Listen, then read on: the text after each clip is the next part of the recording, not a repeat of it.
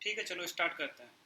तो आज तीसरे लेक्चर है इकोनॉमी का, और उसमें आज हम लोग पढ़ेंगे जो 5 ईयर प्लान्स हमारे इंडिया में आए आज़ादी के बाद में, उनके बारे में एक एक करके पढ़ेंगे।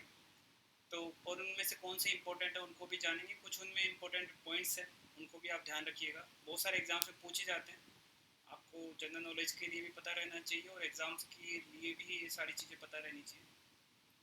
तो इंडिया में जब भारत आज़ाद इंडिया में आज़ादी के बाद में क्या हुआ कि जब नेहरू की गवर्नमेंट बनी, सबसे पहले नेहरू की गवर्नमेंट बनी, तो वो एक तरह से सोशलिस्ट टाइप की गवर्नमेंट थी, और वो थोड़ी सी इंक्लाइन थी रशिया की तरह चलने के लिए। तो रशिया में क्या होता है कि रशिया में इस तरह से होता है कि एक प्लानिंग कमीशन होता है, और वो पूरे देश के लिए प्लान डिसाइड करता है 5 साल के लिए, कि 5 साल में हम लोग क्या क्या करने वाले हैं। लाइक एजुकेशन में क्या क्या करेंगे, हेल्थ में क्या क्या करेंगे, इंडस्ट्रीज़ में क्या क्या करेंगे, कौन कौन सी नई इंडस्ट्रीज़ को बढ़ावा देंगे, और इन 5 सालों में मैं सबसे ज़्यादा किस पे फोकस करूँगा। लाइक हो सकता है कि हमारा देश 5 सालों में हेल्थ पे बहुत ज़्यादा फोकस करेगा, या बोल सकते हैं कि इंडस्ट्रीज़ पे बहुत ज़्यादा फोकस करेगा। तो इस तरह से आवाज़ नहीं आ रही क्या? आवाज़ में क्लियर सर। क्लियर है क्या? हाँ सर, हमें तो क्लियर आ रहा है। ठीक है, ओके ओके। तो उसमें ये डिसाइड किया जाता है कि पहले से ही 5 साल के लिए बैठ के डिसाइड कर लिया जाता है कि नेक्स्ट 5 ईयर्स में हमारा फोकस किस इंडस्ट्री की तरफ ज़्यादा रहेगा, कौन से सेक्टर की तरफ ज़्यादा रहेगा, और पूरा देश को उसी तरह से काम करना है, उसी दिशा में। अगर मैंने आज डिसाइड किया कि नेक्स्ट 5 ईयर्स में, अगर मैं प्लानिंग कमीशन का मेंबर हूँ या मैं प्लानिंग कमीशन हूँ सपोज करो, तो मैं डिसाइड किया आज कि नेक्स्ट 5 ईयर्स में हम लोग इस इंडस्ट्रीज़ की तरफ ज़्यादा ध्यान देंगे और इन पे थोड़ा कम ध्यान देंगे, तो पूरा देश का हर स्टेट उस चीज़ पे फोकस करने लगेगा। तो इसको बोलते हैं सेंट्रलाइज प्लानिंग। मतलब एक जगह दिल्ली में जैसे बैठ के और सारा का सारा डिसाइड कर लिया पूरे देश में क्या प्लानिंग चलने वाली है। तो इसको कमांड प्लानिंग बोल सकते हैं, सेंट्रल प्लानिंग बोल सकते हैं। और ये एक तरह से रशिया में इस तरह के होते हैं कि 5-5 साल के लिए प्लान बनते हैं, एक जगह मॉस्को में बैठ के सारे प्लान्स बनते हैं पूरी कंट्री के लिए, इसी तरह से चलता है। तो इसको सेंट्रलाइज प्लानिंग बोलते हैं। सेंट्रलाइज मतलब एक जगह से ही सारी प्लानिंग होती है। तो इंडिया ने भी इसी को फॉलो किया। आज़ादी हुई 1947 में, और उसके बाद में हमने 1950 में प्लानिंग कमीशन का निर्माण किया। प्लानिंग कमीशन, और उसका चेयरमैन कौन होता था? प्राइम मिनिस्टर होता था। वाइस चेयरमैन एक और होता था, बट चेयरमैन उसके प्राइम मिनिस्टर होता था। और ये क्या करते थे कि 5 ईयर के प्लान्स बनाते थे हर बार 5 साल के लिए। जैसे 1950 में बनाएंगे तो पहला प्लान कब 1950 में बनाया था, तो 1951 में 1951 में फर्स्ट प्लान स्टार्ट हुआ, और वो 5 साल के लिए बना। तो 1956 तक क्या क्या करेंगे उसके ऊपर वो 5 ईयर प्लान में सब कुछ होता था। और उसमें फर्स्ट थिंग तो वो प्लान बनाना, फिर उसको इम्प्लीमेंट भी करवाना कि ये 5 साल में सारी की सारी चीज़ें होनी चाहिए। ठीक है, ये एक तरह से प्लानिंग कमीशन का काम होता था। ये प्लानिंग कमीशन एक प्लान बनाता था, फिर उसके ऊपर एक नेशनल डेवलपमेंट काउंसिल होती है, एनडीसी बोलते हैं जिसको। ये क्या करती है कि ये जो प्लान बनाएगा उसको अप्रूव भी करने के लिए एक अथॉरिटी होनी चाहिए। तो एनडीसी उसको क्या करती थी? अप्रूव करती है। अब तो प्लानिंग कमीशन ही नहीं बचा, तो इसलिए इतना उसका औचित्य नहीं है। बट फिर भी एनडीसी जो national development council, planning commission के जो भी आ, मतलब प्लान्स होते थे उनको अप्रूव करने के लिए काम आते थे। एक्स्ट्रा कॉन्स्टिट्यूशनल बॉडी को क्या बोलते हैं? कॉन्स्टिट्यूशन में उसके बारे में कुछ जिक्र नहीं है, जस्ट बना ली गई वो, है ना। तो इसलिए इसको एक्स्ट्रा कॉन्स्टिट्यूशनल बॉडी बोलते हैं। ये 1952 में, मतलब 2 साल बाद में बनी। फर्स्ट प्लान तो लागू हो गया था, उसके बाद में स्टेट्स ने बोला कि नहीं, ऐसे कैसे आप प्लान लागू कर देंगे, तो कोई एक काउंसिल बनाओ। तो जिस उन्होंने एनडीसी बनाई, जिसमें सारे स्टेट्स के चीफ मिनिस्टर वगैरह और ये इन्वॉल्व रहते हैं। और ऐसे मतलब मिनिस्ट्री के लोग होते हैं, सब स्टेट्स के चीफ मिनिस्टर वगैरह रहेंगे, और इस तरह से स्टेट का रिप्रेजेंटेशन भी होता है। और फिर इसको जो जो प्लान ये बनाते थे उनको अप्रूव करते थे। ठीक है, तो अब हम सीरियल से पढ़ते हैं। ठीक है, थोड़ा थोड़ा ध्यान दीजिएगा। इनमें से जो जो ब्लू का रखा है मैंने, वो एक तरह से आपको उन चीज़ों पे ज़्यादा फोकस रखना है। ठीक है, तो वो काम की चीज़ें वो पूछी जाती हैं। प्लानिंग कमीशन बना, उस वो प्लान बनाता था 5 साल के लिए, उसको अप्रूव कौन करता था? National development council. और 5-5 साल के लिए इस तरह से प्लान बनते गए। भारत में टोटल 12 प्लान्स आए। ठीक है, और अब तो प्लानिंग ही बंद हो गई, प्लानिंग कमीशन की जगह अब आ गए नीति आयोग। ठीक है, तो ये एक तरह से हम 12 प्लान्स के बारे में अभी पढ़ेंगे। तो फर्स्ट जो 5 ईयर प्लान आया था वो 1951 में आया, और 1950, ये उल्टा हो गया थोड़ा, 1956 तक हुआ चला। ठीक है, तो 5 साल के लिए प्लान आया 1951 से 1956 तक के लिए। तो ये वाला जो प्लान है ये हैरेड डोमर मॉडल के ऊपर बेस्ड था। हैरेड डोमर मॉडल अभी मैं डिटेल में नहीं बता रहा, आप लोग अगर गूगल थोड़ा सर्च करोगे तो इसकी एक तरह से हैरेड डोमर एक तरह से ज्योग्राफी में भी आती है इसके ऊपर पूरा पूरा कि भाई ये किस तरह का मॉडल होता है। मैं अभी डिटेल्स में इतना नहीं जाऊँगा इसके, बस आप याद रखिए हैरेड डोमर मॉडल पे कौन सा 5 ईयर प्लान था, फर्स्ट 5 ईयर प्लान था, ठीक है। और इसमें मेनली किस चीज़ पे फोकस किया गया कि प्राइमरी सेक्टर को बढ़ाएंगे। प्राइमरी सेक्टर क्या होता है, एग्रीकल्चर, माइनिंग, रॉ मटेरियल, इन सब चीज़ों को ज़्यादा फोकस किया गया। तो मेनली ये पहला वाला 5 ईयर प्लान था, उसमें फोकस इन चीज़ों पे रखा गया, प्राइमरी सेक्टर पे और हैरेड डोमर मॉडल पे ये बेस था, ठीक है। ये प्लान सक्सेसफुल भी रहा क्योंकि मानसून वानसून और उस टाइम पे अच्छी बारिश वारिश भी हुई उन 5 सालों में, तो एग्रीकल्चर जिस पे फोकस था उसने अच्छा ग्रोथ किया, ठीक है। फिर ये प्लान जब 56 में ख़त्म हुआ तो नेक्स्ट 5 ईयर प्लान स्टार्ट हो गया। 56 से 61, 5 जोड़ दीजिए। ये मेलानोबिस मॉडल कहते हैं इसको, मेलानोबिस, आपको पीसी मेलानोबिस का नाम आपने सुना होगा, फादर ऑफ स्टैटिस्टिक्स भी बोलते हैं इंडिया का उनको। मेलानोबिस आई थिंक एक कहाँ पे एक और जगह कुछ नाम आती है उसका। तो मेलानोबिस एक तरह से मॉडल के ऊपर बेस है ये, और इस मेलानोबिस या नेहरू मेलानोबिस मॉडल भी बोलते हैं इसको, सेकंड 5 ईयर प्लान जिस पे बेस्ड था। इन्होंने बोला कि नहीं, प्राइमरी सेक्टर पे नहीं, सेकेंडरी सेक्टर पे हम लोग फोकस करेंगे, मतलब हम इंडस्ट्रीज़ लगाएंगे, ठीक है। और इंडस्ट्रीज से क्या होगा, पूरा एक बड़ी इंडस्ट्री लगाऊंगा मैं स्टील का प्लांट, तो छोटी छोटी इंडस्ट्री उसके आजू बाजू में भी आ जाएंगी और उससे रोज़गार बढ़ेगा। तो ये इस तरह से था, पहले से शिफ्ट हुआ, पहले में प्राइमरी सेक्टर पे फोकस किया गया, इन्होंने सेकेंडरी पे। तो इन्होंने बहुत सारे ऐसे पब्लिक सेक्टर पीएसयूज खोले, है ना, और इंडस्ट्रियलाइजेशन किया, इंडस्ट्रीज़ को, इनको बड़ी बड़ी इंडस्ट्रीज़ लगाई, पावर प्लांट्स लगाए, डैम्स बनाए, steel power plants, steel plants लगाए। तो इस तरह से इन्होंने इंडस्ट्रीज़ पे बहुत ज़्यादा ध्यान दिया, सेकंड वाले मॉडल, इसको मेलानोबिस मॉडल भी बोलता है, ठीक है। थर्ड 5 ईयर प्लान उसके बाद में फिर से 5 साल के लिए 61 से 1966 के, इसको गडगिल प्लान बोलते हैं, ठीक है। अब इस प्लान में क्या क्या हुआ था कि इसमें इन्होंने फिर से फोकस किया एग्रीकल्चर पे, ठीक है। क्या हुआ था कि हमारे देश में क्या होता है, एक बार धीरे धीरे आज़ादी के बाद में बहुत कमी पड़ गई थी इसकी, अनाज की। तो कमी पड़ने की वजह से क्या हुआ कि हम लोगों को बैगिंग बाउल भी बोलते थे, अगर ये जो वेस्टर्न कंट्रीज़ होती थी ना, कि ये लोग भीख मांगने के लिए आ जाते हैं, फॉरेन कंट्रीज़ ऐसे ही बोलते थे, अमेरिका ख़ास तौर पे। तो वो एक तरह से बैगिंग बाउल का हमको एक तरह से वो मिला हुआ था, क्योंकि हमारे यहाँ पे प्रोडक्शन ही नहीं था वीट वगैरह का, और वीट का कंजम्पशन बहुत था। तो वो उन लोगों से हम लोग प्रोक्योर करते थे वीट वगैरह, वीट मतलब जो अपना ये गेहूँ। तो गेहूँ ही खाता है इंडिया ज़्यादातर, तो गेहूँ वगैरह वहाँ से प्रोक्योर करते थे, वो बिल्कुल सड़ा हुआ गेहूँ भेजते थे, और हमको मतलब एक तरह से इंटरनेशनल लेवल पे हमारी बहुत सारा रेवेन्यू भी जाता था, क्योंकि वो खरीदते थे हम, तो उसके लिए पैसा भी बाहर जाता था। तो हमारे को बहुत सारा उसके लिए लोन लेना पड़ता था बाहर से। अब लोन किससे लोगे आप, इतना भारत डेवलप नहीं था। तो बहुत सारी संस्थाएं होती, जैसे वर्ल्ड बैंक हुआ या आईएमएफ हुआ, उनसे हम लोग बहुत सारे लोन भी लेते थे। तो ये सारी कंडीशंस उस टाइम पे देश में थी। तो फिर से इंडिया ने बोला कि नहीं, हम वापस से फोकस करते हैं कि हम यहाँ पे हमारा वीट प्रोडक्शन ज़्यादा से ज़्यादा करें। छोटे छोटे प्रोजेक्ट्स स्टार्ट हुए कि हम ग्रीन रेवोल्यूशन की तरफ हम लोग स्टार्ट हुए उस टाइम से, ठीक है। तो ये एक इसमें थर्ड 5 ईयर प्लान में स्टार्ट हुआ। तो ये वीट के प्रोडक्शन पे फोकस किया इसने। पर अनफॉर्चुनेटली उस टाइम पे दो वार हुई। एक 62 में साइनो इंडियन वार हुई, साइनो मतलब चाइना, चाइना के साथ में युद्ध हुआ, और 65 में पाकिस्तान के साथ में युद्ध हुआ। तो जब भी वार होती है, आपके सारे रिसोर्सेज, सपोज कीजिए अभी वार होती है अगर पाकिस्तान के साथ में, तो सारे के सारे आपकी जो पूरा पूरा फोकस है, सारा पैसा किस में लग जाएगा, वार में लग जाएगा।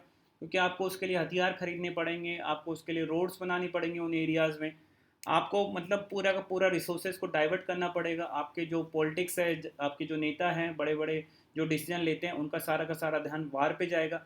तो जो दूसरी चीज़ें हैं वो पीछे रह जाएंगी, जो हेल्थ है, एजुकेशन है या इंडस्ट्रीज़ है, वो पीछे रह जाएंगी। तो इसलिए सारा का सारा ध्यान, जब भी वार होती है तो नुकसान होता है एक तरह से कंट्री को। तो इस टाइम पे, इस मॉडल के टाइम पे, जब ये 5 ईयर प्लान आया, थर्ड 5 ईयर प्लान आया, तो उस टाइम पे दो दो युद्ध हुए, एक चाइना के साथ में और एक पाकिस्तान के साथ में। इंडो चाइना वार 1962 के बारे में आप पढ़ना डिटेल्स में, किस तरह से उन्होंने अरुणाचल प्रदेश पे कैप्चर किया था, और ये सब कुछ अगर टाइम हो कभी तो ये चीज़ों को पढ़ना। और साथ में ड्रॉट भी बहुत ज़्यादा थी, बहुत ही ज़्यादा उस टाइम पे, एक तरह से मानसून सही से नहीं आया था और उस वजह से सूखा बहुत ज़्यादा पड़ा था। इन सब की वजह से ये प्लान पूरी बुरी तरह से फेल हुआ, थर्ड 5 ईयर प्लान। ठीक है, और हमारा फॉरेन एड, हम IMF वगैरह पे, इंटरनेशनल मॉनेटरी फंड जो कि फंड देता है कंट्रीज़ को, उन पे बहुत ज़्यादा हमारी डिपेंडेंसी थी, क्योंकि हमको सारा पैसा कर्जे में लेना पड़ता था। कंट्री के पास रेवेन्यूज़ कहाँ से आते हैं? कंट्री जैसे कि हमारी देश की गवर्नमेंट के पास में पैसा कहाँ से आता है? वो टैक्स लगाती है, उनसे पैसा आता है। वो लोगों पे टैक्स लगाती है। अब हर लोगों पे तो, हर किसी पे तो लगा नहीं सकती, जो लोग कमाते हैं उन पे टैक्स लगाएगी।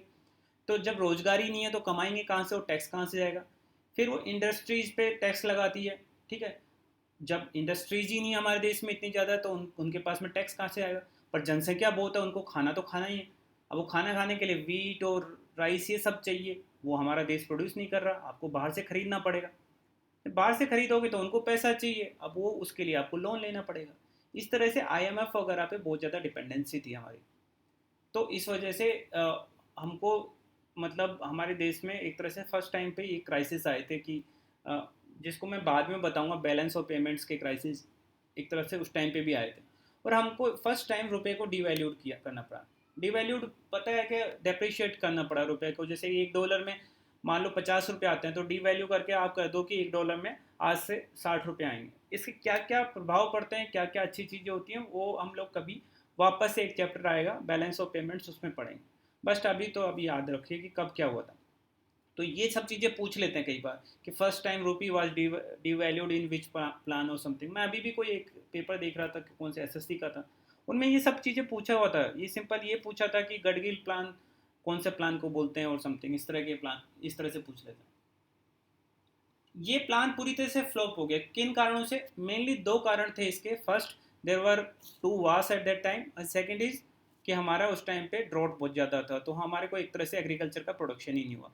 इस वजह से जो प्लानिंग होती थी उन पे एक तरह से लोगों को शक हुआ कि ये प्लानिंग क्यों कर रहे हैं हम, 5-5 साल की प्लानिंग करते हैं, पूरे रिसोर्सेज को ट्राई करते हैं कि उसी डायरेक्शन में जाए, और बीच में कुछ भी आ जाता है, युद्ध आ जाता है, ये चीज़ें हो जाती हैं, ड्रॉट आ जाती है, तो ये प्लानिंग करने की ज़रूरत नहीं है।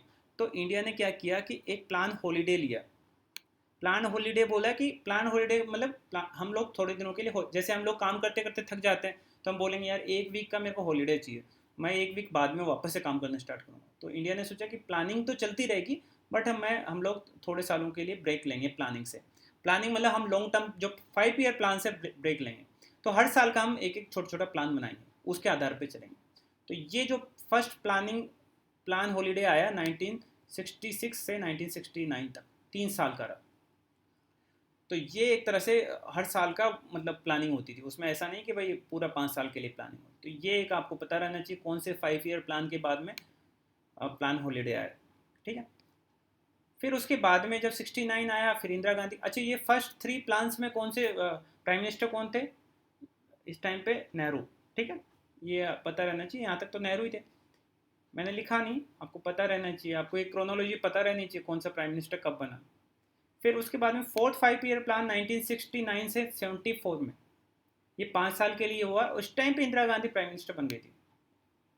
ठीक है, इनका मेनली क्या था कि इन्होंने, ये बहुत इंपॉर्टेंट चीज़ है, इनके टाइम पे 1969 में इन्होंने 14 जो बैंक्स थे उनको नेशनलाइज कर दिया, जिसमें आपके ये बड़े बड़े बैंक्स आते हैं, जैसे SBI हो गया, ये इस तरह के, आई थिंक अब मेरे को नाम तो नहीं याद है पूरे, बट ये कैनरा बैंक और इस तरह के बैंक्स हैं।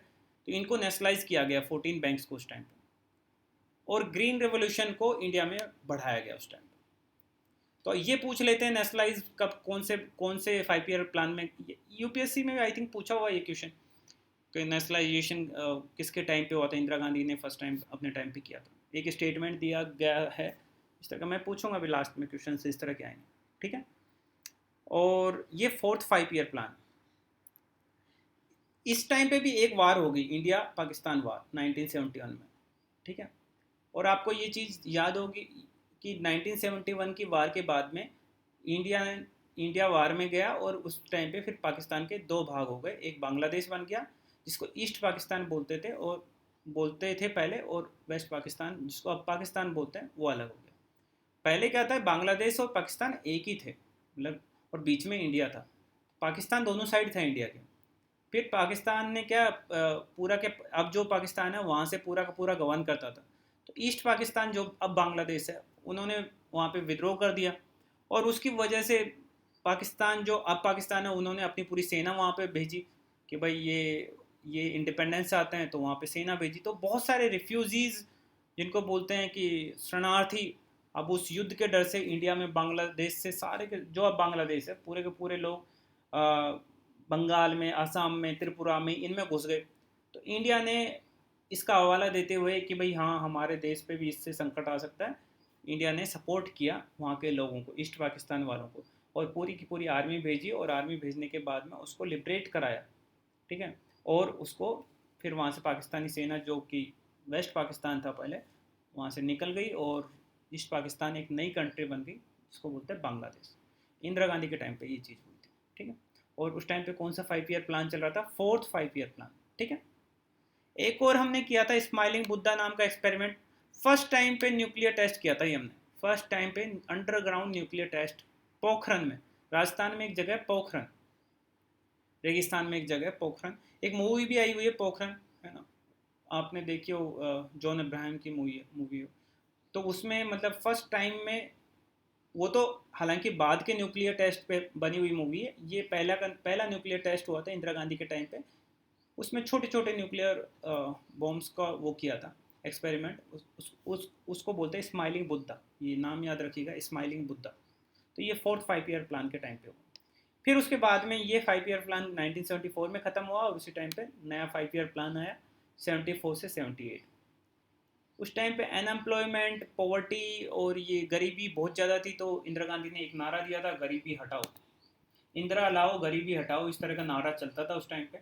और बहुत ही मतलब पॉपुलर नारा हुआ था कि इंदिरा गांधी को लाना है और गरीबी को हटाना है, इस तरह से चला। और इसके अलावा उस टाइम पे मिनिमम नीड प्रोग्राम भी स्टार्ट हुआ। मिनिमम नीड प्रोग्राम मतलब इंदिरा गांधी की गवर्नमेंट ने डिक्लेयर किया कि हम जो बेसिक चीज़ें हैं लोगों को खाने की, उनके घर, उनको छत चाहिए, या इस तरह की जो बेसिक चीज़ें हैं कि पानी की, या इन सब की सुविधाएं हम लोग इनको देंगे, जो लोगों को ज़रूरत पड़ती है। बेसिक मिनिमम नीड प्रोग्राम मतलब मिनिमम जो आदमी को जीवित रहने के लिए जो चीज़ें चाहिए वो हम पहुंचाएंगे, जो कि आज तक नहीं पहुंचा पाए, पर स्टार्ट तब हो गया था। जनता गवर्नमेंट ने बोला ये सब फालतू की बात है, इसको बंद करो। तो ये प्लान देखोगे आप 4 साल में ही ख़त्म हो गया। उनको ये समझ में नहीं आया। जनता, इसके बाद में जनता गवर्नमेंट बन गई थी, ठीक है, मोरारजी देसाई की जनता गवर्नमेंट आ गई। पहले कांग्रेस चल रही थी, फिर जनता गवर्नमेंट बनी फर्स्ट टाइम 1978 में, और आते ही उसने ये 5 ईयर प्लान बोला कि ये 5 ईयर प्लान काम का नहीं है, इसको हटा रहे। तो ये फर्स्ट 5 ईयर प्लान था कि जो बीच में ख़त्म हो गया, 5 साल का कंप्लीट नहीं हुआ, उससे पहले ही ख़त्म हो गया, ठीक है। उसके बाद में जनता गवर्नमेंट बोली कि ये 5 साल के लिए आप प्लान करते हो, ये गलत प्लान है, हम रोलिंग प्लान्स लाएंगे। तो यहाँ पे रोलिंग प्लान्स के नाम से स्टार्ट किया जनता गवर्नमेंट ने। रोलिंग प्लान प्लान क्या होता है कि इसमें वो बोलते हैं कि हम एक साथ बड़ी, ऐसा नहीं कि सिर्फ 5 साल के लिए प्लान करेंगे, हम प्लानिंग 3 टर्म्स में करेंगे, ठीक है। एक शॉर्ट टर्म प्लान बनेंगे जो 1 साल के लिए होगा, एक मिड टर्म प्लान बनाएंगे जो 2, 3, 4, 5 इस तरह सालों के लिए होगा, और एक लॉन्ग टर्म प्लान बनाएंगे जो 10 से 15 साल के लिए होगा। और हर साल हम प्लान को चेंज करते रहेंगे, जैसे कि हम हर साल टारगेट चेंज करते रहेंगे कि फर्स्ट ईयर का प्लान आएगा 1 साल का, फिर देखेंगे कि नेक्स्ट ईयर क्या करना है। तो मतलब इसको रोलिंग बोलता है, पहले वाले के बेस पे दूसरा वाला प्लान बनाएंगे, फिर दूसरे के बेस पे तीसरा, इस तरह से हम अपना टारगेट चेंज करते रहेंगे। आपको इतनी कहानी में जाने की आवश्यकता नहीं है। आप सोचिए रोलिंग प्लान्स कब आए थे, फिफ्थ 5 ईयर प्लान के बाद में जनता गवर्नमेंट द्वारा लाए गए। फिर कांग्रेस आ गई 1980 में, फिर से कांग्रेस आ गई। कांग्रेस ने फिर बोला कि ये सब गड़बड़ है, कांग्रेस ने ये रोलिंग प्लान्स को बंद कर दिया, और उसने फिफ्थ जो अपना पहले लाए थे जो 4 साल में ख़त्म, देखो 5वां प्लान 4 साल में ख़त्म होता, थोड़ा ये याद रखना बस। फिर सिक्स 5 ईयर प्लान स्टार्ट किए कांग्रेस ने। 80 में गवर्नमेंट आ गई थी उनकी, और 85 तक चला था वो। और वो एक तरह से फर्स्ट टाइम इन्होंने इकोनॉमिक लिबरलाइजेशन स्टार्ट किया। इकोनॉमिक लिबरलाइजेशन मतलब धीरे धीरे प्राइवेट इंडस्ट्रीज़ को भी लाइसेंस वगैरह देना स्टार्ट किया, और प्राइवेट इंडस्ट्रीज़ भी आने लग गई हर फील्ड में। जो आजकल आप देखते हो ना हर जगह प्राइवेट कंपनीज, इतनी प्राइवेट कंपनीज नहीं थी पहले, सिर्फ गवर्नमेंट कंपनीज ही रहती थी, पीएसयूज ही रहती थी, है ना, स्टेट की होंगी या सेंट्रल की होंगी। बट धीरे धीरे उन्होंने प्राइवेट को भी पार्टिसिपेशन स्टार्ट किया। नाबार्ड की स्थापना हुई, ये नाबार्ड आपको पता होगा, नेशनल एग्रीकल्चर बैंक और रूरल डेवलपमेंट, ऐसे कुछ फुल फॉर्म रहेगी इसकी। नाबार्ड इंडिया का ही है, नाम से ऐसा लगता है फॉरेन बैंक है, इंडिया का बैंक है, ठीक है। नाबार्ड। विशाखापट्टनम स्टील प्लांट बना, सलेम, भद्रावती स्टील प्लांट बने। आपको ये बस मैं नाम लिख दिया हूँ कि जिससे आपको पता रहे कि कहाँ कहाँ पे प्लांट हैं, स्टील के पावर प्लांट्स हैं, सॉरी स्टील प्लांट्स हैं। भद्रावती कर्नाटका में है, सलेम तमिलनाडु में है। ये पूछे गए हैं सलेम स्टील प्लांट्स का, इसलिए मैंने इसमें डाला। विशाखापट्टनम आंध्र प्रदेश में कोस्ट पे, ठीक। तो इस टाइम पे 6 5 ईयर प्लान के टाइम पे बने। आप चाहे इतना याद ना रखें, बट आप जो जो ब्लू मैंने कर रखा उन उन चीज़ों को जरूर से देखना, ठीक है। 7th 5 year plan, Indira Gandhi ji की डेथ हो गई और उसके बाद में राजीव गांधी बने। राजीव गांधी ने फिर 7th 5 ईयर प्लान बनाया। और इन्होंने एक नारा, इन्होंने क्या, थोड़ा राजीव गांधी थोड़ा टेक्नोलॉजी ड्रिवन था वो, मतलब नया कंप्यूटर वगैरह भी इंडिया में वही लाया था और इस तरह का था। तो उन्होंने एक तरह से अपग्रेडिंग टेक्नोलॉजी पे ध्यान दिया कि इंडस्ट्रीज में थोड़ी टेक्नोलॉजी इंप्रूव होनी चाहिए। और जवाहर रोजगार योजना एक उन्होंने स्टार्ट की थी, ठीक है। इतना ज़्यादा कुछ इंपॉर्टेंट है नहीं उसमें। 1990 तक चले गए। फिर उसके बाद में क्या हुआ, 2 साल तक इंडिया में बहुत ज़्यादा गवर्नमेंट्स आई गई, उठापटक चल रही थी उस टाइम पे। तो पॉलिटिकल इनस्टेबिलिटी थी पॉलिटिकल सिनारियो में। तो 2 साल तक कोई 5 ईयर प्लान ही नहीं आया, एक एक साल के लिए प्लान बने, ठीक है। तो इनको बोलते हैं एनुअल प्लान। तो 3 बार ब्रेक हो चुके हैं अभी तक हमारे। फर्स्ट तो ये ऊपर प्लान हॉलीडे के टर्म से, मतलब हॉलीडे लिया था, कोई प्लान ही नहीं बनाएंगे 2 साल तक। फिर एक बार बीच में जनता गवर्नमेंट ने रोलिंग प्लान्स लाए, और फिर एक बार एनुअल प्लान्स, मतलब 2 साल के लिए एनुअल प्लान चले, ठीक है। जब 1990 से 1992, उसके बाद में 1992 में फिर से गवर्नमेंट आती है कांग्रेस की। और कांग्रेस के बनते हैं प्राइम मिनिस्टर बनते हैं पीवी नरसिम्हा राव, और उनके फाइनेंस मिनिस्टर बनते हैं डॉक्टर मनमोहन सिंह। और ये 8th 5 ईयर प्लान में ही सारे के सारे चेंजेस, जो बड़े चेंजेस हैं आज़ादी के बाद में, वो इसी प्लान में आए। प्रॉब्लम क्या हो गई कि हम लोग क्या करते थे कि फॉरेन से बहुत सारा उधार ले रखे थे, आईएमएफ वगैरह से बहुत सारा उधार ले रखे थे। तो क्या होता है कि जब आप बहुत सारा उधार ले लेते हो तो इस तरह से होता है कि आपके, मैं बाद में बताऊंगा, वैसे बैलेंस ऑफ पेमेंट क्राइसिस होते हैं। कि आप जब फॉरेन कंट्रीज से बहुत ज़्यादा उधार ले लेते हो, आपके इंपोर्ट्स बहुत ज़्यादा हो जाते हैं, एक्सपोर्ट है नहीं। तो इस इन कंडीशंस में आप जब बाहर से उधार लेते हो, आईएमएफ उधार देता है, तो आईएमएफ कुछ कंडीशंस रख देता है कि भाई आप ये चीज़ें करोगे तो हम आपको इतना और दे सकते हैं इस क्राइसिस में। तो आईएमएफ को चलाते कौन से हैं, कौन सी कंट्रीज है? वेस्टर्न कंट्रीज ही तो चलाती है, यूएसए चलाती है, यूके चलाती है। उनके तो शेयर्स इतने ज़्यादा, उसमें सारा का सारा पैसा भी वही लगाते हैं। तो वो लोग एक तरह से इनडायरेक्टली, आईएमएफ आईएमएफ डायरेक्टली और वो कंट्रीज इनडायरेक्टली आपको कंडीशंस रखती हैं। तो उन्होंने बोला कि हाँ हम लोग देंगे, बट आपको अपनी इकोनॉमी को, जो कि अभी पूरी पूरी सेंट्रल गवर्नमेंट के हाथ में है, सारी कंपनीज सरकारी हैं, आपको इसको लिबरलाइज करना पड़ेगा। लिबरलाइज का मतलब क्या होता है कि आपको इसको छूट देनी पड़ेगी, मतलब थोड़ी सी, मतलब जो अभी, मतलब हर चीज़ में लाइसेंस की ज़रूरत है। लाइसेंस मतलब आपको छोटी सी इंडस्ट्री लगानी होगी, उसके लिए इतने ताम झाम करने पड़ेंगे कि आप वो इंडस्ट्री नहीं लगाओगे। आपको इसको थोड़ा सुधारना पड़ेगा, थोड़ी प्राइवेटाइजेशन करना पड़ेगा। प्राइवेट कंपनीज को आपको हर चीज़ में, आप चाहे कोई भी इंडस्ट्री हो उसमें आपको प्राइवेट कंपनीज को, जैसे पहले बीएसएनएल ही थी, नहीं बीएसएनएल क्यों, उसके साथ में दूसरी कंपनीज को भी उसमें आप आने दो। ग्लोबलाइजेशन की तरफ जाना पड़ेगा, मतलब ग्लोबल कंपनीज को आपको इनवाइट करना है, और एक तरह से ग्लोबल आपको अपने रिलेशंस डेवलप करने पड़ेंगे। तो इसको एलपीजी एरा बोलते हैं। इंडिया उसको एग्री कर गया, है ना। और एक तरह से न्यू इकोनॉमिक पॉलिसी आई उस टाइम पे, न्यू इकोनॉमिक पॉलिसी, एनईपी बोलते हैं इसको, एनईपी। उसके तहत हम लोगों ने प्राइवेट को बढ़ावा दिया, हमारी इंडस्ट्रीज में लिबरलाइजेशन किया, मतलब इजीली ये लाइसेंस राज वगैरह ख़त्म कर दिया। हर चीज़ के लिए जो पहले लाइसेंस की ज़रूरत पड़ती थी, उन सब चीज़ों को ख़त्म किया, हमारी इंडस्ट्रीज़ को थोड़ा ग्लोबलाइज किया। तो इनको बोलते हैं LPG era. LPG liquid petroleum gas नहीं, एलपीजी मतलब लिबरलाइजेशन, प्राइवेटाइजेशन एंड ग्लोबलाइजेशन, ठीक है। इंडिया इस टाइम पे डब्ल्यूटीओ का पार्ट भी बन गया, ठीक है। डब्ल्यूटीओ वर्ल्ड ट्रेड ऑर्गेनाइजेशन का पार्ट भी बना। फिर उसके बाद में 1992-97 के बाद में एक नया प्लान आता है, 1997 से स्टार्ट होता है और 2002 तक चलता है, अटल बिहारी वाजपेयी के टाइम पे। इसकी एक थीम है, किसी को याद रखनी तो रखना, नहीं तो मत रखना। फिर 10th आता है, इन ये ज़्यादा इंपॉर्टेंट नहीं है, 9th 10th और 11th, बस थीम मैंने लिख दिया। कई बार कुछ कुछ एग्जाम्स में मैं भी देखा हूँ कि ये थीम के नाम से पूछ लेते हैं, ये कौन से प्लान की थीम है। अगर आपको याद रखनी है तो आप ये रख लेना। फिर 12th 5 ईयर, ये चारों प्लान, ये 10वीं का तो पता नहीं मेरे को, पर इन प्लान्स की कुछ कुछ थीम थी। जैसे 12वें 5 ईयर प्लान जब स्टार्ट हुआ 2012 में, मनमोहन सिंह ने स्टार्ट किया, पर 2014 में गवर्नमेंट चेंज हो गई मनमोहन सिंह की, तो आई नरेंद्र मोदी की गवर्नमेंट। नरेंद्र मोदी ने बोला ये तो सारी प्लानिंग ही गड़बड़ है, मतलब हमको तो नहीं पसंद इस तरह से कि आप एक सेंटर पे बैठ के सारी प्लानिंग कर रहे हो पूरे देश के लिए, ऐसा नहीं होता। हर स्टेट को अपने अपने प्लान्स बनाने चाहिए, अपने अपने हिसाब से चीज़ें करनी चाहिए, और हम किसी को गवर्न नहीं करेंगे कि कैसे क्या करना। तो इन्होंने 2014 में गवर्नमेंट आई, और 2014 में इन्होंने प्लानिंग कमीशन को ही ख़त्म कर दिया जो प्लान बनाता था, और उसकी जगह कौन आ गया, नीति आयोग। 2014 में प्लानिंग कमीशन को ख़त्म किया, 2015 में नीति आयोग स्टार्ट हो गया। नीति आयोग ने रिप्लेस किया प्लानिंग कमीशन को, बट वो वैसा नहीं है कि प्लान बनाएगा वो। ये पहले तो प्लान बनते थे ना, वो स्टेट गवर्नमेंट्स को लागू करने ही होते थे, ऐसा नहीं हो सकता कि वो मना कर दे। स्टेट गवर्नमेंट ये नहीं कह सकती थी कि हाँ नहीं हम लोग लागू नहीं करेंगे या कुछ। पहले कंडीशंस पे ही पैसा जाता था, सेंट्रल गवर्नमेंट तभी पैसा देती थी कि आपको ये 5 ईयर प्लान में ये चीज़ें लागू करनी है। अब नीति आयोग आ गया, जब प्लानिंग कमीशन खत्म हो गया तो 5 ईयर प्लान्स भी खत्म हो गए। अब ये 2017 तक चलना था, बट वो 2014 में उन्होंने ख़त्म कर दिया एक तरह से। तो कितने 5 ईयर प्लान हुए, 12। उसके बाद में क्या आया, नीति आयोग। नीति आयोग ने प्लानिंग कमीशन की जगह ली, बट वो प्लानिंग कमीशन जैसा नहीं था। वो एक तरह से पॉलिटिकल थिंक टैंक है, उसमें कुछ लोग हैं, बढ़िया बड़े बड़े बड़े लोग हैं, वो एक तरह से एडवाइस देते हैं गवर्नमेंट्स को कि ये करना चाहिए वो करना चाहिए, इस तरह की उनकी बातें होती हैं।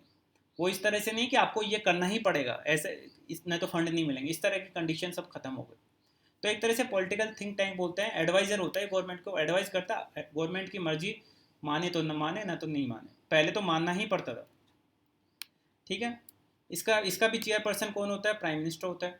और अभी सीईओ कौन है नीति आयोग का, अमिताभ कांत। ठीक है। तो यहाँ तक आपको पता हो जाना चाहिए। मेनली जो मैंने फिर से बता देता हूँ, 12 5 ईयर प्लान आए हमारे पास में, 3 बार उनमें ब्रेक आया। फर्स्ट टाइम तो प्लान हॉलीडे लिया थर्ड 5 ईयर प्लान के बाद में। फिर फिफ्थ के बाद में हम लोगों ने, हमारे क्या आया, रोलिंग प्लान्स आए। और फिर ये कौन सा प्लान था, मैंने येलो भी कर दिया, 7th के बाद में एनुअल प्लान्स आए। ठीक है। तो ये आपको पता होनी चाहिए। फिर इनमें जो बीच बीच में हुआ कि कौन से प्लान में, तो ये आपको थोड़ा सा याद करना पड़ेगा। ठीक है। ये 9th 10th 11th इतने इंपॉर्टेंट नहीं है, 12th भी इतना नहीं है, पर ये 8 तक थोड़ा थोड़ा इंपॉर्टेंट है। 8वां ज़्यादा इंपॉर्टेंट है, न्यू इकोनॉमिक पॉलिसी आई थी उसमें। ठीक है। और ये वाला जो इंदिरा गांधी के टाइम पे जिन्होंने बैंक को नेशनलाइज किया था, फोर्थ, फर्स्ट सेकंड और थर्ड ऑब्वियसली इंपॉर्टेंट है। ठीक है। ओके। तो आज की क्लास तो यहीं तक थी। 8 मिनट है, हम लोग ट्राई करेंगे कि ये अ,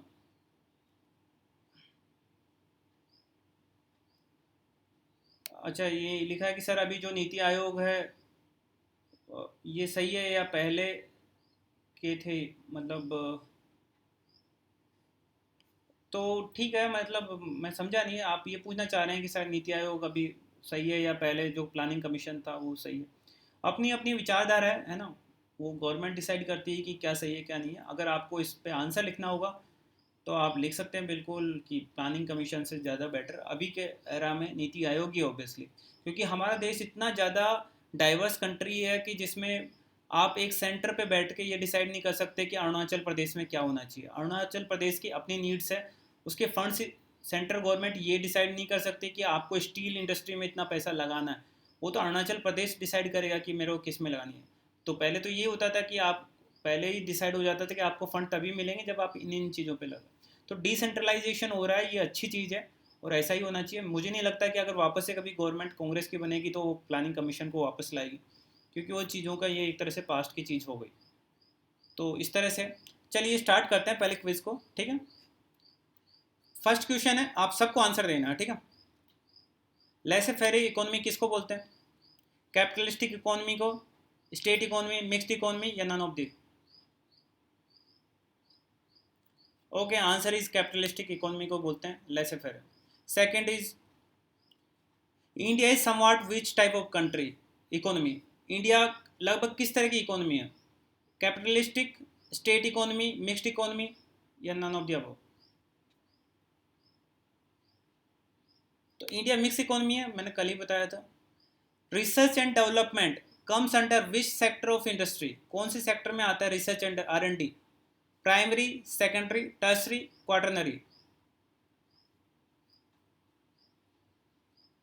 रिसर्च एंड डेवलपमेंट क्वाटरनरी में आता है, नॉट सेकेंडरी। ठीक है। हमारे देश में सबसे ज़्यादा मैक्सिमम वर्क फोर्स कौन सी इंडस्ट्री में है? प्राइमरी, सेकेंडरी, टर्सरी या क्वाटरनरी? वर्क फोर्स मतलब सबसे ज़्यादा लोग कौन सी इंडस्ट्री में काम करते हैं? Not be, its primary.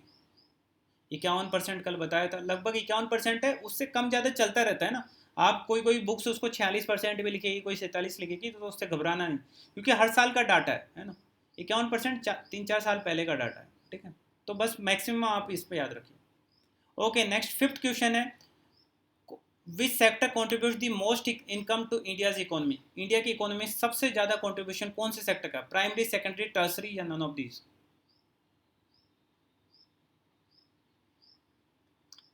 Primary होती है एग्रीकल्चर, सेकेंडरी होती है मैन्युफैक्चरिंग, टर्सरी होती है सर्विसेज एंड क्वार्टरनरी होती है R&D। Not secondary, not primary, it's tertiary. 57% something. आप ग्राफ नहीं देखे हो, मैं उस दिन यही तो कितनी देर तक मैं समझाया हूँ कि हमारे देश में दिक्कत ये होगी कि टर्सरी इंडस्ट्री बहुत ज़्यादा बढ़ गई, सेकेंडरी इंडस्ट्री बढ़ी नहीं। तो इस वजह से सबसे ज़्यादा लोग प्राइमरी सेक्टर में हैं, बट सबसे ज़्यादा शेयर जीडीपी में जो सबसे ज़्यादा शेयर है वो मतलब सबसे ज़्यादा कमाई किससे होती है? हमको टर्सरी से होती है। नेक्स्ट इज, आप ध्यान से पढ़ना क्वेश्चन को थोड़ा सा। Which of the following can be called as a part of the service sector? कौन से इनमें से कौन सा सर्विस सेक्टर है? Textile, mills, banking, coal mines, agriculture? Answer is banking, obviously. अब चलो इस पे ज़्यादा रिसर्च करने की जरूरत नहीं है, banking is correct answer. National income को कौन रिलीज करता है? NSSO, CSO, Niti Aayog, none of the following? None of the above आना चाहिए। ठीक है, okay, answer is B, CSO करता है। नेशनल इनकम या GDP या GNP, सब तो वही करता है। GDP को कैलकुलेट करने का बेस ईयर कौन सा है? 4, 5, 10, 11, 11, 12, 14, 15?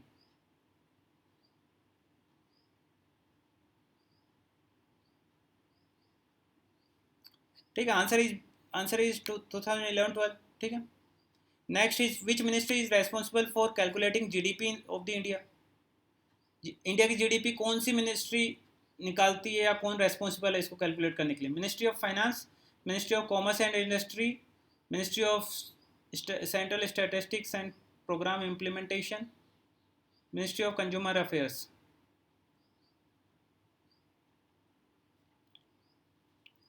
सब लोग आंसर लिखा कीजिए, जो लगता है वो लिख दो। आंसर इज सी, CSO इसी का तो पार्ट है, central statistics office. Next question थोड़ा सा ध्यान से पढ़िएगा। विच, इनमें से कौन सा नॉमिनल GDP के लिए करेक्ट ऑप्शन है? नॉमिनल के लिए ध्यान रखना, दो तरह की होती है, एक रियल होती है, एक नॉमिनल होती है। नॉमिनल करंट ईयर के, सॉरी मैं आंसर ही बता रहा हूँ। Nominal GDP is a calculated based on the current prices, क्या ये सही है? Nominal GDP is calculated based on the base price, जैसे 2011-12 के प्राइस को ही गुणा करके करेंगे, इसके बेस पे होती है। या तीसरा, data of the nominal GDP shows accurate picture of the economy as compare to real GDP? क्या ये जो नॉमिनल GDP निकाली जाती है, यही सही पिक्चर दिखाती है कि हमारा देश ग्रोथ कर रहा है या नहीं कर रहा? तो आपको क्या लगता है कौन से कथन सही हैं?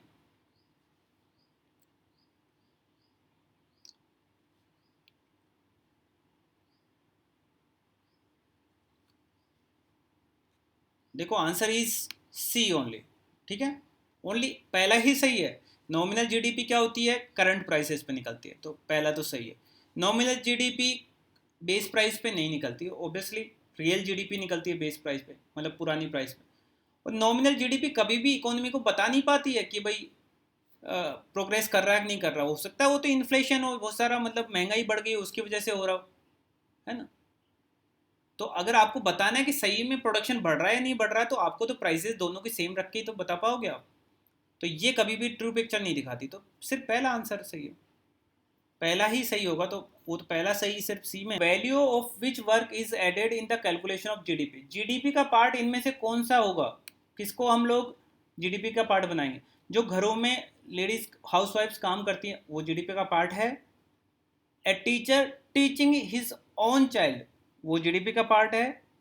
The value of resale of old shares, कोई आपने पुराने शेयर्स खरीद रखे, शेयर जानते हो ना, अगर थोड़ा बहुत जानते हो मार्केट में शेयर्स, या मैं बोल सकता हूँ ओल्ड कार, कार की तरह बोल दो इसको।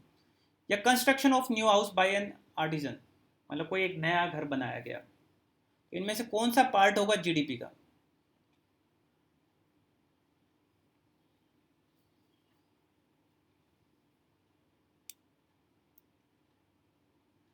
Okay, answer is D, obviously.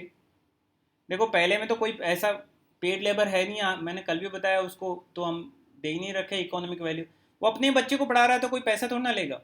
और अगर रीसेल कोई ओल्ड चीज को आप बेच रहे हो ना वापस से, तो वो जीडीपी का पार्ट थोड़ा ना होगा, उसको तो एक बार आपने जीडीपी में काउंट तो कर ही लिया। ऐसे तो आप एक काम करो, एक कार खरीदो 1 लाख की, और उसको कार को 10 बार बेच दो एक साल में, तो क्या वो 10 लाख पार्ट बनेगा कि जीडीपी का? ऐसे तो आप 100 बार बेच दो, 100 लाख की कार हो गई आपकी, 1 करोड़ की आपका कार हो जाएगा, ऐसा नहीं।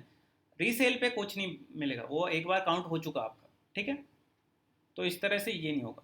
12वां क्वेश्चन है, if the contribution of agriculture sector is decreasing in countries economy, मतलब एग्रीकल्चर सेक्टर जितना जीडीपी का पार्ट था वो कम हो रहा है, इससे हम क्या बता सकते हैं, क्या कंक्लूजन निकलेगा? The country is growing in the direction of the developed nation, country developed nation बनने की दिशा में जा रही है। Country is moving towards becoming less developed country, वो धीरे धीरे कम डेवलप बन रही है। कंट्री का ग्रोथ रुक गया है, या कंट्री सोशलिस्टिक इकोनॉमी बनने की दिशा में जा रही है। अगर कंट्री का एग्रीकल्चर सेक्टर कम हो रहा है, अभी तक जो भी आंसर है सारे गलत हैं, ठीक है? आंसर इज ए। मैंने परसों के दिन यही बता रहा था कि धीरे धीरे इकोनॉमी जब डेवलप होती है तो वो नीचे की डायरेक्शन में, प्राइमरी से सेकेंडरी में जाएगी, सेकेंडरी से टर्सरी की तरफ जाएगी, टर्सरी से क्वार्टनरी की तरफ जाएगी, पर प्राइमरी से शिफ्ट हो जाएंगी। तो प्राइमरी से ये तो बोल रहा है कि धीरे धीरे कंट्रीब्यूशन उसका कम हो रहा है, तो प्राइमरी सेक्टर का कंट्रीब्यूशन धीरे धीरे कम होगा, तो मतलब आप क्या कर रहे हो, डेवलप बनने की तरफ जा रहे हो ना, तो धीरे धीरे कंट्री किस डायरेक्शन में जा रही है, डेवलप बनने की डायरेक्शन में जा रही है, तो आंसर इज ए, ठीक है? तो उसका कंट्रीब्यूशन कम हो गया तो ऑब्वियसली दूसरों का कंट्रीब्यूशन बढ़ेगा ना, तो ये इसलिए answer is A. 13 question, which is not added in the calculation of the national income of India, national income में कौन सा चीज कैलकुलेट नहीं होता? नेशनल इनकम या जीडीपी बोला भी है ना, सिंपल लैंग्वेज में, कौन सी चीज को हम लोग कैलकुलेशन में नहीं लाते नेशनल इनकम में या जीडीपी में? The value of goods and services, the sold value of old fridge, environmental damages, या बी एंड सी?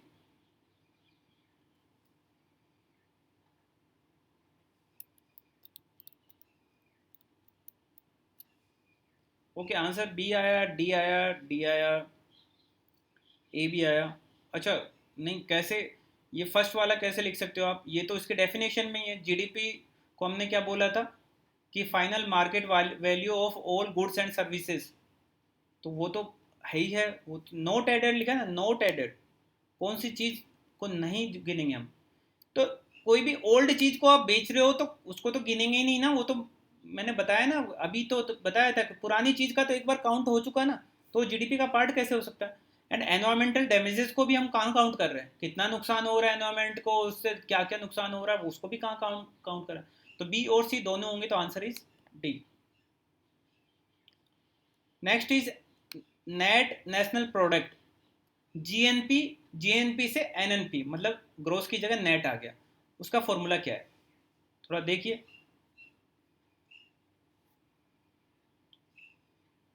देख के बताइए मुझे।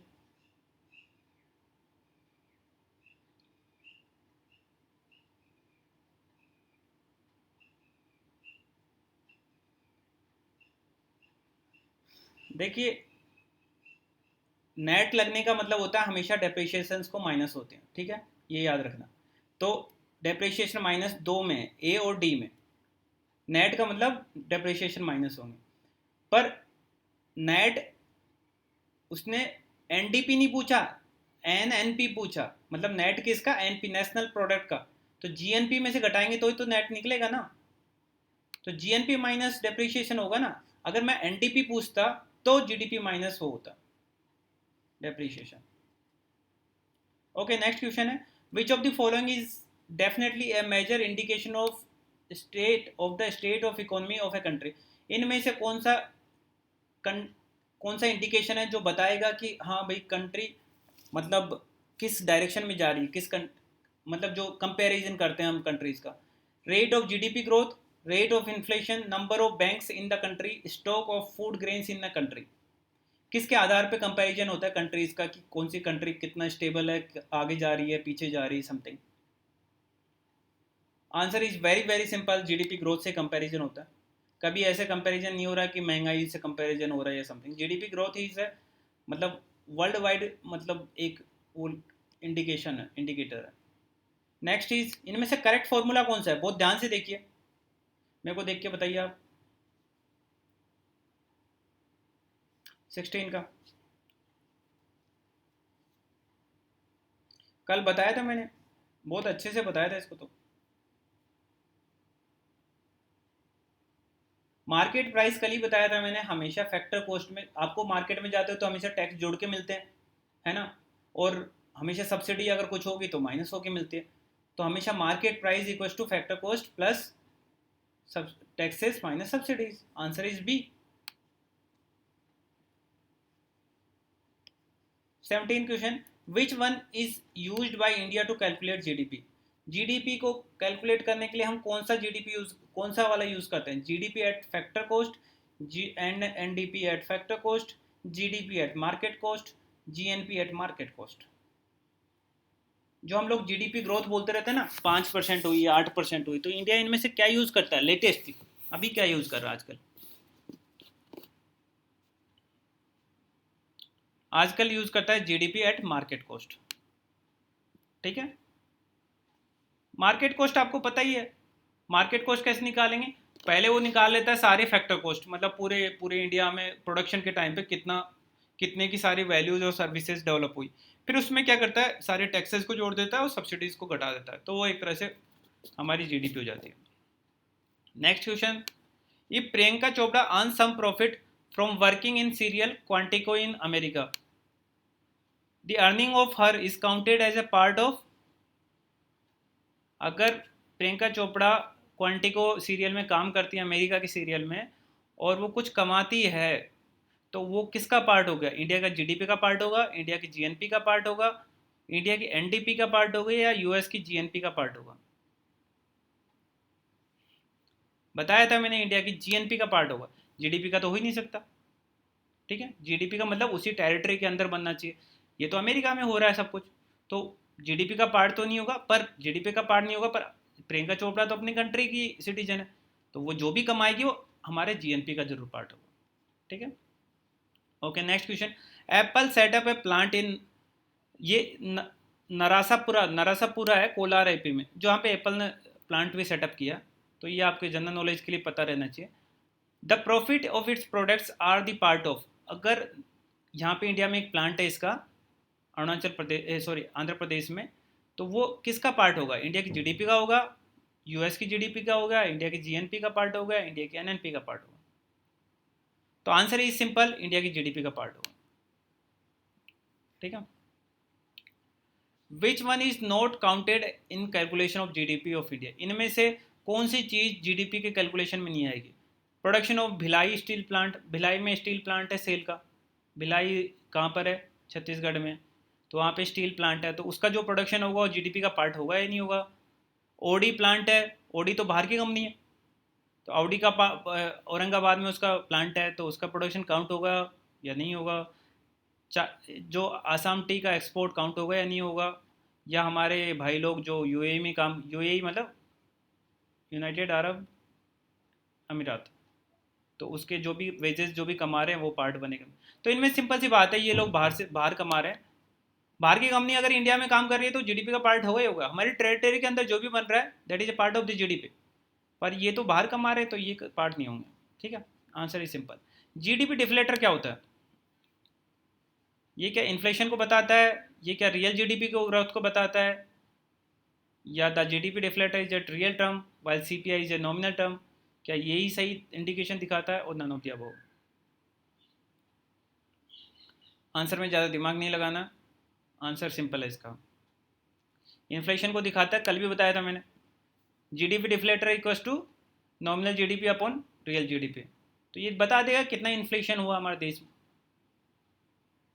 तो रियल जीडीपी क्या होता है? करंट प्राइसेस, और बेस प्राइसेस से डिवाइड करोगे तो आप बता दोगे ना कितनी महंगाई बढ़ी। ठीक है। Which country is the fourth largest economy in the world in terms of the nominal GDP? कल एक लिस्ट दी थी मैंने, उसके हिसाब से बताओ फोर्थ लार्जेस्ट इकोनॉमी कौन सी थी? जर्मनी, ब्रिटेन, जापान या रसिया? फर्स्ट पे यूएसए है, आई थिंक यूएसए है ना।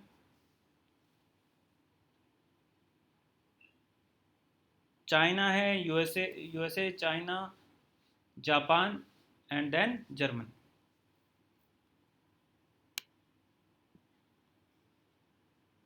पहले पे यूएसए है या चाइना है? ओके चलिए देख लीजिएगा। अब ये बताइए कि हमारे देश में हाईएस्ट टैक्स कलेक्शन कौन से स्टेट से होता है? उत्तर प्रदेश, केरला, महाराष्ट्र या गोवा?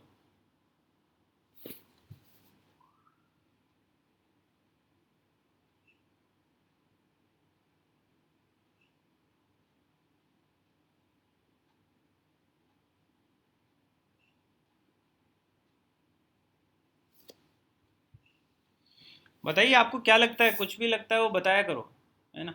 Answer is Maharashtra.